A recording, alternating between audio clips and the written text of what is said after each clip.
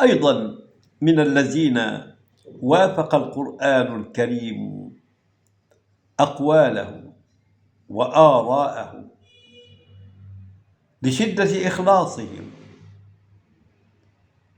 وصفاء قلوبهم وقوة عقيدتهم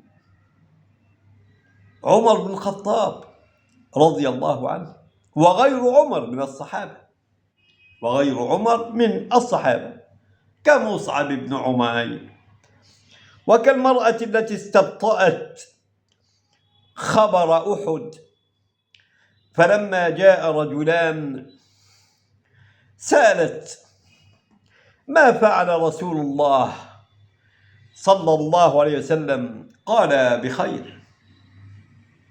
قالت: الحمد لله، ويتخذ منكم شهداء، فنزلت الآية: ويتخذ منكم شهداء.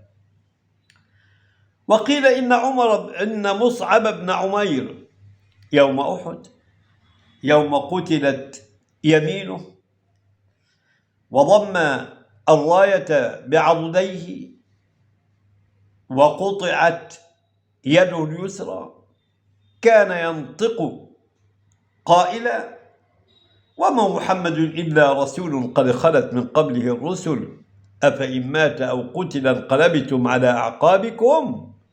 نزلت الآية موافقا لما قال مصعب.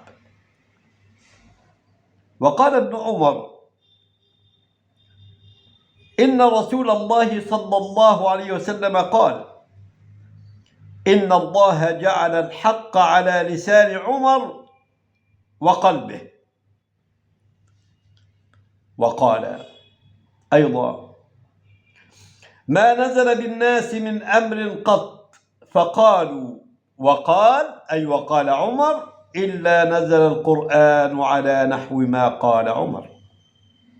وأخرج البخاري عن أنس قال: قال عمر: وافقت ربي في ثلاث، قلت يا رسول الله لو اتخذنا من مقام إبراهيم مصلى، فنزلت: واتخذوا من مقام إبراهيم مصلى.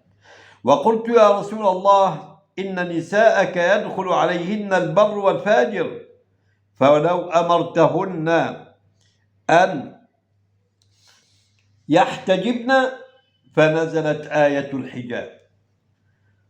واجتمع على رسول الله صلى الله عليه وسلم نساؤه في الغيرة، فقلت لهن: عسى ربه إن طلقكن أن يبدله أزواجا خيرا منكن.